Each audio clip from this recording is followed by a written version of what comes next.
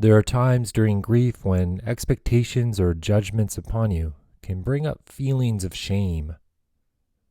This really hurts, and it can be quite common.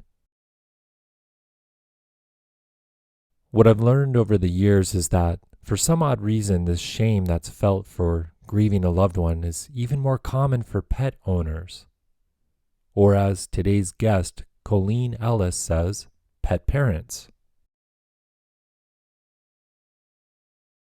I've asked Coleen to share her expertise about misconceptions regarding pet loss. Coleen Ellis is the author of the book titled Pet Parents, A Journey Through Unconditional Love and Grief. She is also the executive director for the International Association for Animal Hospice and Palliative Care. Coleen and I met almost a year ago at a grief educator training in Colorado. Her passion for pet loss education, it's palpable and inspiring.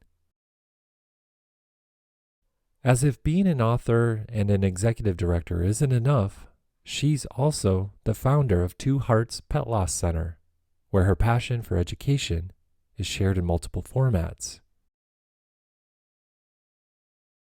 On a personal level, I owe a lot of gratitude and thanks to Coleen. At a time I was at a crossroads in what I was going to do with Grief Refuge, she was very generous with her time, knowledge, and care in supporting me. Coleen has a heart of gold, and I hope you enjoy our conversation about pet loss and grief. Hi, Reed. I just feel like it's going to be like kind of like these laugh a lot interviews. I know. But can I start off and tell you something? Can I tell you how grateful I am that you're allowing me to be on your show, which I got to believe everybody that's going to listen to your show, the majority of them can point to an animal loss that rocked their world.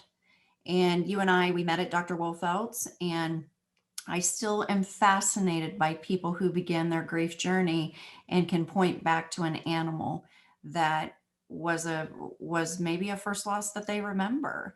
And our world has changed, and I'm just going to kind of jump in a little bit here if you don't mind. Our world has changed so much, and we can point to 2020 in all of its craziness and all of its nuttiness. But there's one thing that I know, being in the world that I'm in of pet loss and pet grief, that shelters got emptied last year. And a lot of people said, hey, listen, if I'm going to be confined at home, and maybe it's just me, I need another little breathing thing in this room, and it's going to be a cat, or it's going to be a dog, or it's going to be a bunny, or it's going to be a whatever. And Reed, there's one thing that you and I know about life, and that is death will be a part of it. And so I'm fascinated by the people that I talk to who are first-time pet lovers. And I'm gonna distinguish between pet parents and pet owners, because there's a huge distinction. And pet parents are those ones who say, listen, they're a member of the family. And when they die, it's like any other loved human being that has died. It's big, it's ugly, it's messy, it's awful. But on my side, Reed, it's also disenfranchised, where there is a segment of our population who say it's just a dog and it's just a cat. And I'm telling you, based on what happened in 2020 with pet ownership, I'm telling you, there's a lot of people out there who will take issue with that, and who will say it is more than a dog, it's more than a cat, it's more than a bunny, it's more than a bird, it's more than this little thing rocked my world.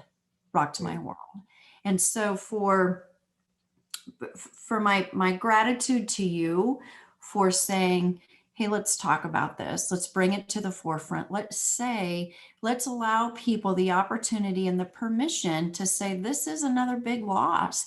And it's not a loss, I'm going to get preachy here for a minute, okay? It's not a loss that needs to be ranked.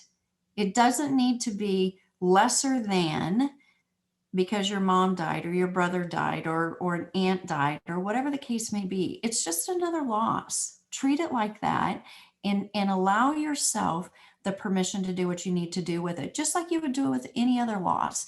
And I've stopped answering this question with reporters who ask me, is it just like losing a human being?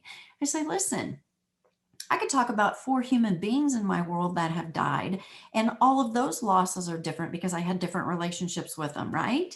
So when I add to the mix my dog, that's a whole different loss. It's still a loss. And I still want to know that my feelings are honored, that my feelings are respected, that I have the support, just like we do with people. I have the support of you to say to me, you do what you need to do. You bawl your eyes out. That little dog rocked your world. Permission to bawl, permission to be mad, permission to have a funeral. Oh, yeah. Hey, how about that? That's not for the eccentric. It's not for the crazy. It's for the people who love their animals and want to do something. That's okay. So thank you for letting me be on this show and get fired up about this aspect of losing a pet and how huge it is. Well, Colleen, I'm very thankful you're on the show. And yes, you nailed it. You are fired up. You came right out of the gate storming. And actually, I'm glad you did, because that tells everyone listening about your passion for the pet loss community, your passion for pet parents. That seems like a term that's very pioneering. And I'm so curious, like, if you have a bit of a backstory that got you to being able to recognize that, and it got you to being such an advocate for pet parents in this world. You know what, Reed? The timing of our show today is very interesting because 18 years ago today, my Y died, and her name was Miko, and she was my little baby girl, and she rocked my world. I don't have skin children. I always tell everybody I don't have skin children. I'm a fur mama. And so this concept of pet parents, which by the way, I wish I could take credit for coining that phrase. But from what I tell, it was PetSmart that actually coined that phrase. And so I was that. When her daddy and I decided not to be together anymore, we set precedents in the court system on a custody battle. And she was my kid. She was my kid before having fur kids was cool. She was my kid. And so on this day, 18 years ago, she died. And the day she died, and I started to look around coming out of the human funeral industry, I started to look around to find where are those little pet funeral homes that handle her and handle me like we do people. And I didn't find it. I didn't find it. So 18 years ago, the concept of the first standalone pet funeral home in the country was born because she died. And for that, I'll be forever grateful. And am I grateful she died? No, I'm not grateful she died. I can't do anything about that thing. I didn't write that rule. Okay. So she died. And my good that came out of her death was knowing that there's other people out there like me who loved a little creature. Okay. And all they wanted to do when that creature died was, number one, have that pet treated with a dignity and respect, just like I treated her in life. And secondly, for me as a pet mommy, to be treated just like I had lost any other loss in my life, and to not have it shamed, to not have it minimized, to not be told it's just a dog, so you should be over it by now. Okay. I'm fascinated that the rules for grieving for an animal are written by non-pet lovers. Okay, don't get in my space. You have no idea about the human animal bond. You have no idea about this little creature. And quite frankly, for the people that don't understand the human animal bond, I really feel sorry for them, because it's this most beautiful thing that I communicate with this thing that can't communicate. Love this thing. And this thing's only reason for being here is to love me back. They're not going to graduate high school with magna cum laude. They're not going to go on to college. They're not going to cure cancer. They're not going to do anything but love me. And that's all and their unconditional love and their ability for forgiveness and their ability to teach life lessons without saying one word is fascinating. And so on that day, 18 years ago, on this day, 18 years ago, this concept was born, and it is absolutely my mission and my passion and my daily work, and at the hallmark of my being, to make sure that every pet who comes into my possession as a deceased pet, and every loving pet parent who follows behind that, that both of them are given the dignity and respect that they deserve. And that is my passion. It's what I do every day. I'm involved with the after and starting countless pet funeral homes across the country, and also very, very involved with another beautiful association that's out there called the International Association for Animal Hospice and Palliative Care. People want to know that they've got options in the end of life walk for their pet, and to not immediately jump to euthanasia. In our association, we say when we move from cure to care, and to say, I want to make my end of life walk with this precious little creature, I want to make it an experience. I want to make it an experience. So much passion. Hey, I'm going to take you 2 steps back, and you had shared some thoughts about these rules or these definitions, I'm putting air quotes around these, for people that define pet loss and what it should mean. Can you expand on that a little bit more? Because I do come from families that have had several pets, cats and dogs. And when there was loss, we grieved our pets. But it kind of seemed like within a certain time frame, I would say maybe even a short time frame, a couple months, my parents at the time, they would go get another pet. And that was kind of like the routine. It was like, heal your grief through mourning the loss of, a specific Doberman pinscher comes to mind. Her name was Jazz. Mourning Jazz, but then go getting Willow, another Doberman. And I think it wasn't that long in between the time frame. And so in that culture that I grew up in, that was kind of the norm.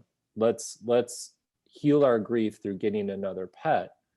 But then at the same time, there were kind of these expectations of, well, you shouldn't mourn too long. It's just a pet. So I'm really curious, with all the experience you have, all the knowledge, all the passion, can you share a little bit more about those expectations? The first one, the one you talked about with Jazz and with Willow, we live in a replacement society. If you break a toy, you go get another one, and it's okay to do. And I really have people pump the brakes on that. And that becomes one of the things that people actually say to grieving pet parents. They're like, why don't you just go get another one? Meaning, that'll take care of that one. Meaning, I'm uncomfortable, Reed, with you mourning the loss of Jazz. And so therefore, if you just go get another one, then you can really kind of pipe that crying down, because that's making me uncomfortable. Okay. And believing that another one can, and I correct pet parents all the time with this, can replace the one that you lost.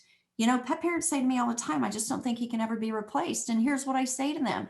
I say, you know what? It's like having another child. You don't have a second child to replace the first child. If you have a second child, have a second child, And here's what else I say to people when this conversation comes up. I say, let me tell you something. Here's one thing I know for sure. As I stood by my mother at my father's casket, not one person came up to her and said, are you going to get another one? You should get another one. It will help. Not one person said that to her. So why do we say it to pet owners? Why do we say it to pet parents, believing that getting a Willow will replace the grief that you had for Jazz? Okay, so that's one of the misconceptions. Another misconception is that if you want to do something like a funeral or a memorial service or something, some mourning aspect, which you and I know is so vital and so key to our healing journey in any loss. But when you do that with a pet, it becomes eccentric. It becomes very, it becomes just something that rich old ladies do, that they do things like that. And that's not true. People want to do things. They want to have permission to do things. The next misconception is to have an argument. Do pets go to heaven? Okay. Everybody likes to bring their own philosophies and their own opinions on that, and bring that to the table for a grieving pet lover and say, now listen, you shouldn't believe that you're going to see them again. They don't have souls. That in the Bible it says, and all this kind of stuff. But on the other hand, with people, that's our expectation. That's our hope, for those that believe in the hereafter. And so when it comes to pets, it's like, you believe whatever you want to believe. If that's what you want to believe, and you believe that you're going to see them again, and that is a part of your healing journey, then permission to believe that. Okay. I get really frustrated with people who try to tell people that's not the case and you shouldn't place hope in the fact that you'll see them again.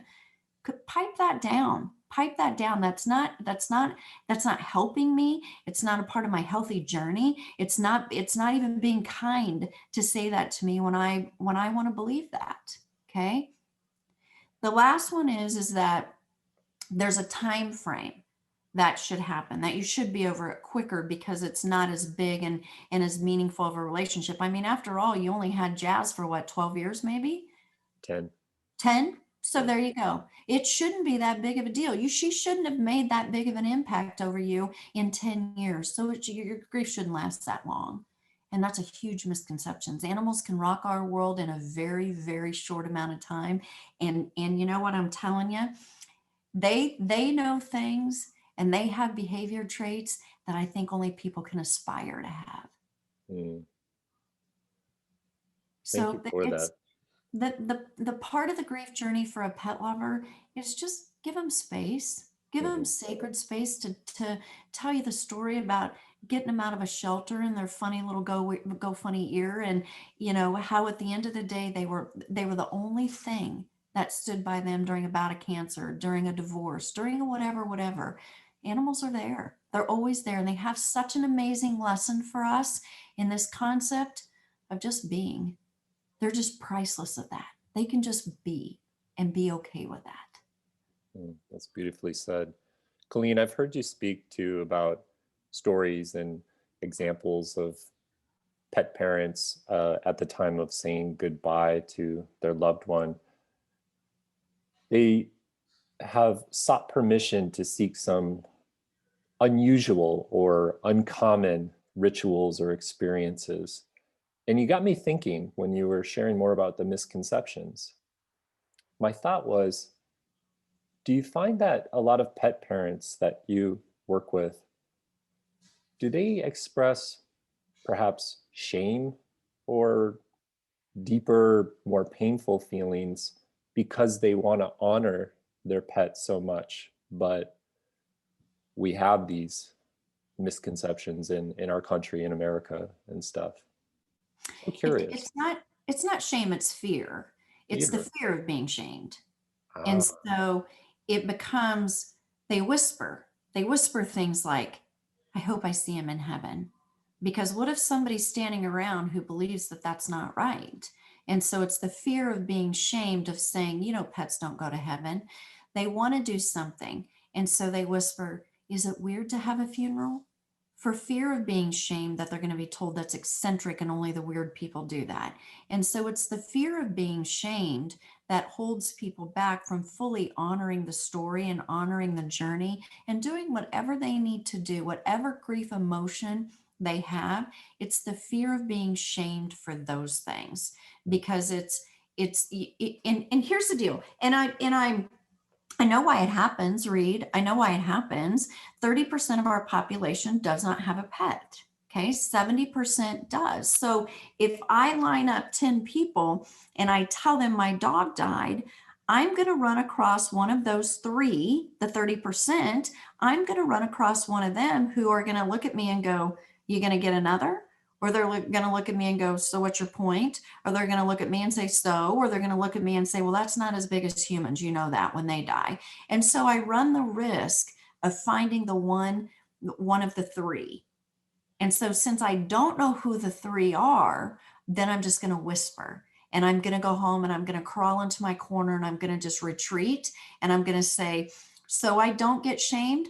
I'm just going to go do this in my own way, and I'm going to grieve in my own way because I don't want to get shamed. Mm.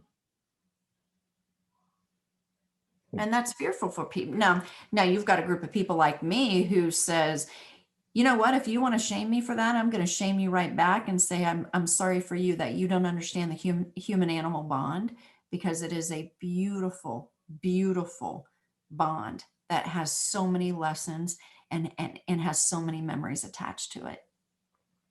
But when you're grieving and you're a bit more vulnerable and you're a bit weaker in how you're feeling because you're grieving, then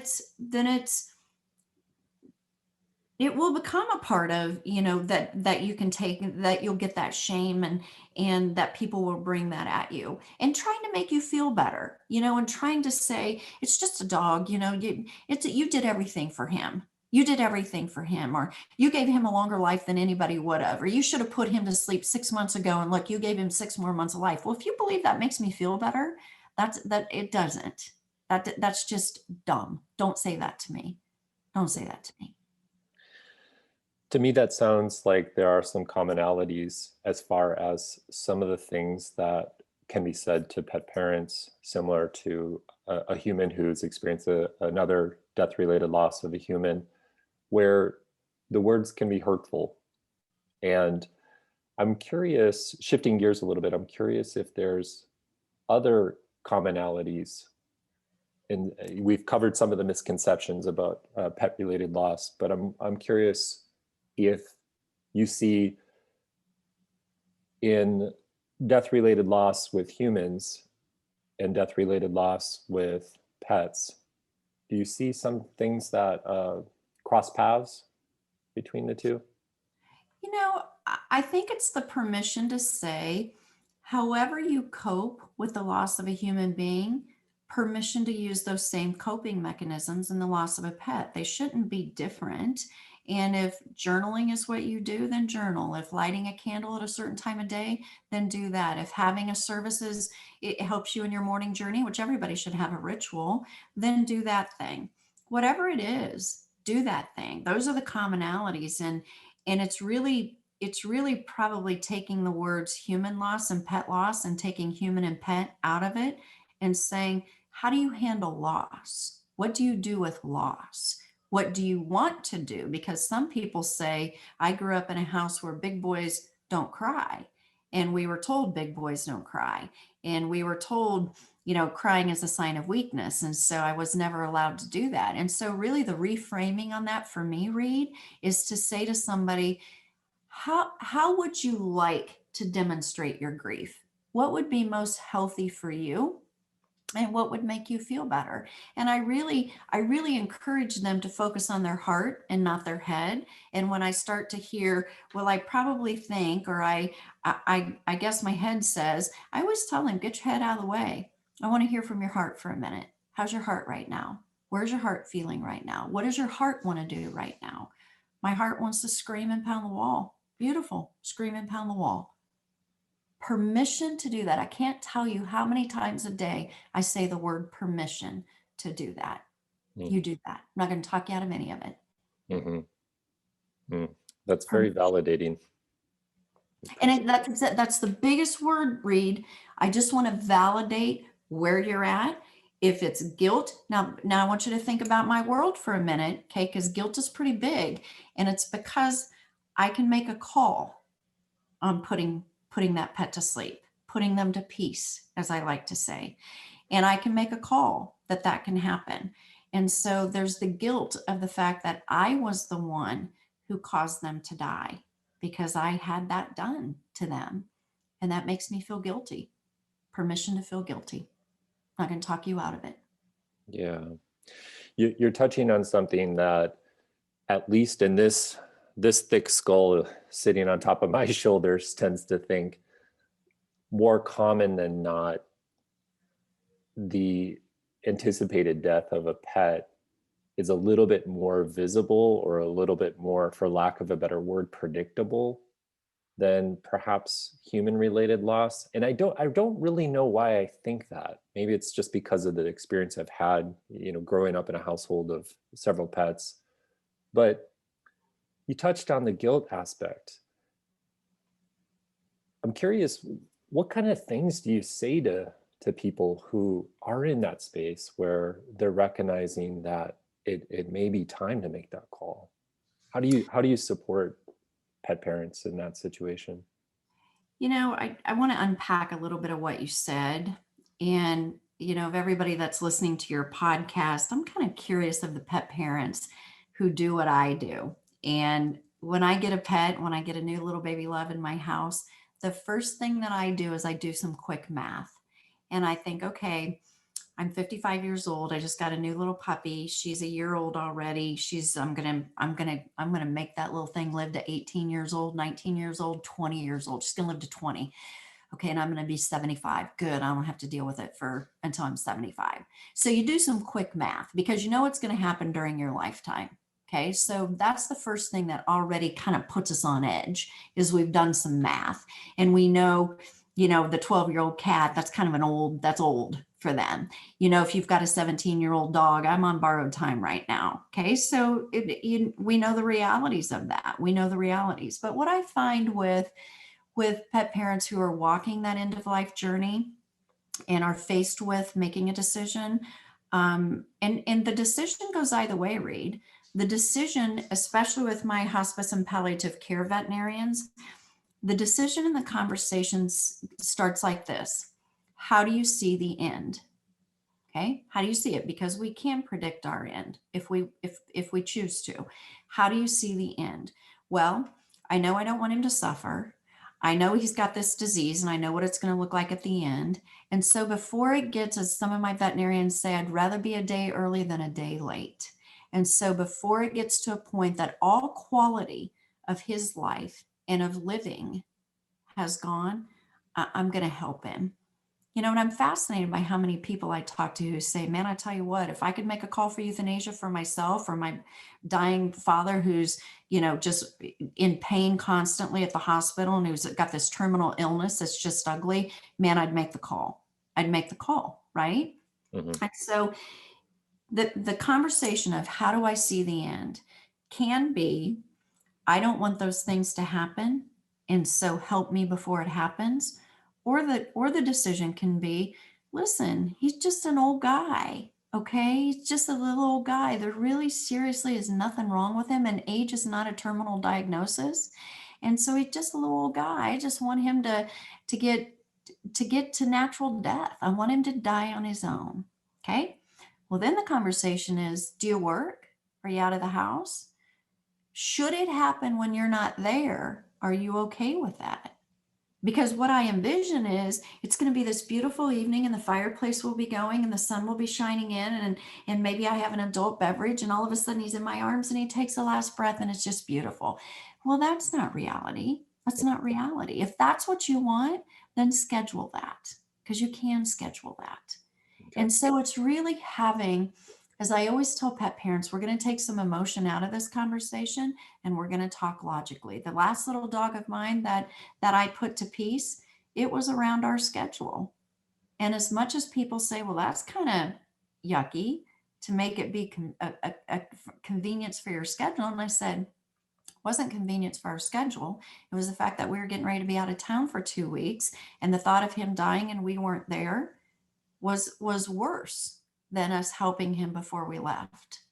So there's this logical conversation that happens, okay? The other thing I tell pet parents, Reed, is as you approach the end and as you're looking at the end, I want you to put yourself out 6 months from now and I want you to look back on today and I want you to tell me, what would you do to make the end perfect and peaceful? What would you do? I got to tell you a story. I had a young lady that apparently I had that conversation with. And I showed up at a large veterinary conference a couple years ago. And I was walking the exhibit hall. And I looked up down the exhibit hall. And here was this girl coming at me. And she started waving her hands and saying my name, Coleen. Oh my gosh, Coleen, there you are. I've been looking everywhere for you. And I looked at this young lady and I thought, oh my goodness, I don't know who you are. I don't know who you are. And so she got closer and now she's crying and she's hugging me. And she said, I don't know if you remember me. And of course I didn't answer the question. And she said, but it was a year ago right now that I sat next to you and we had a conversation and my dog was facing the end, which by the way, she said she died in April. This particular conference is in January. Okay. Mhm. So the dog had died the April prior.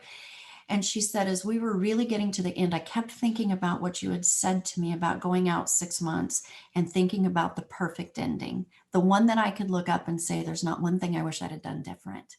And she said, so here's what I did. She said, the Sunday before we put her to peace on Wednesday, she said, I went to one of those painting and drinking wine classes. And she said, I painted her portrait. And I brought it home and I hung it up. And then Sunday, Monday, Tuesday, we had bucket list stuff. We did bucket list stuff. We did all the things she loved to do.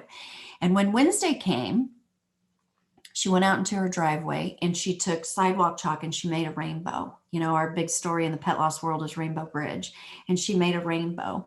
And then she invited the groomer and her family and her friends and the veterinary staff. She invited everybody over to come say their goodbyes. And they all stayed. And then when the veterinarian got there, they took the dog, a little girl dog. They took her out and they put her in the rainbow and they put her to sleep in the rainbow. And then they all walked across the rainbow and went back in.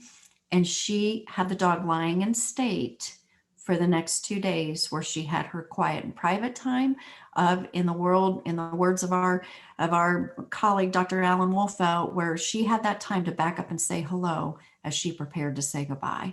And she looked at me through these tears, Reed, and she said, Coleen, the end was perfect. It was perfect. It was exactly what she deserved. Isn't that beautiful? Absolutely beautiful, and also extremely empowering as a pet parent for this woman Yes. that you encountered. I think that the whole experience of the ceremony, tremendous preparation, like for her grieving process, and also for her to help envision it as a perfect and beautiful experience. Yeah, and being aware, being mindful of the fact that I don't get a do-over. Okay, I'm going to do this one time. And so I've got to do the planning. I've got to stand tall and say, how am I going to make her end perfect? Not only for her, but for me. Because Mhm. I want to be able to look back and say, man, there's not one thing I wish I'd have done different. It was beautiful. I hate it when I talk to families who have coulda, shoulda, wouldas. And they say, man, I wish I would have done, I could have done, I should have done, spent more time with him or taken him through McDonald's. I can't tell you how many times I had to see Stanimal show up loaded with chicken McNuggets and French fries, because they just went through drive-through after drive-through after drive-through after drive-through. And that little pup was in heaven before he went to heaven. Isn't that awesome? It is awesome. Yeah. I love it. Just love it. Yeah. Well, I tell you what, I think we're going to wrap up, Coleen. However, you're so mission driven, you're so purpose driven, and you've got the energy for it. I want you to tell us about what you're up to. Tell what's going on in Coleen's world. Tell us about Two Hearts Pet Loss Center, and tell us about what you see as the vision going forward, because pet loss is a purpose of yours. Let's hear about it. Yes. Every day when I get up, Reed, I've got something facing me, whether it's a speaking engagement or a situation like you and I, where we get to educate a broad base of people, maybe even people who've never thought about this subject. And let me tell you something, if you've got folks on this podcast that are listening that don't have animals, no shame to you. Okay, I'm going to take that back. No shame to you. Here's what I hope you did as a non-pet owner.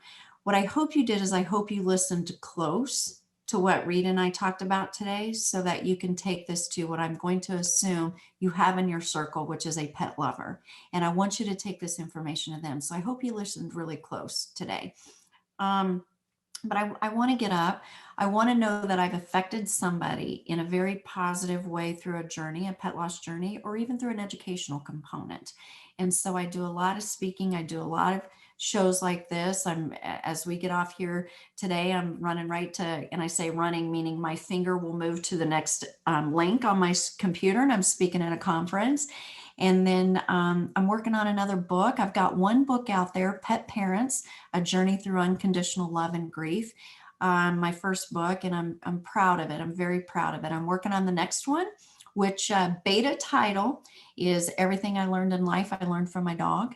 And so that one is getting worked on in between stuff. I'm executive director for that Pet Hospice Association I mentioned. So that one keeps me hopping and busy. And we've got a lot of really exciting things happening there. And then just some more educational content out on my twoheartspetlosscenter.com, my website. I've got a lot of learning opportunities and a lot of pet loss and pet grief resources that are out there. So continuing to add to those and just bringing to the people who need a little bit of light during their dark, bringing them the resources in the way that they need them. And that's the difference. When my life is done on this earthly existence, then I hope my legacy continues. And I'm actually really, really good when people see me and say, there's the pet lady. I'm good if they never know my name. And if I can be called the pet lady, and if I can die as the pet lady, I'm good with that. Well, I so appreciate you, Coleen. You're fantastic. Thank Thanks you for so much for being on Grief Refuge. Thank you. Thank you. Thank you. And continue the good work.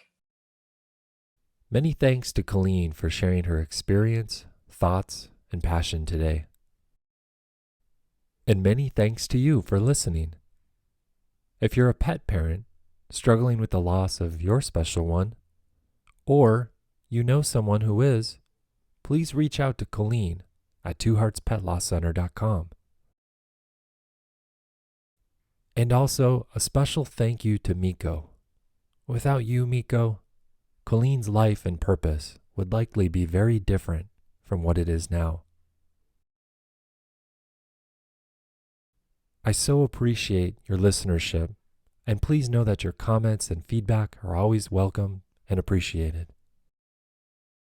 Please contact me at griefrefuge.com.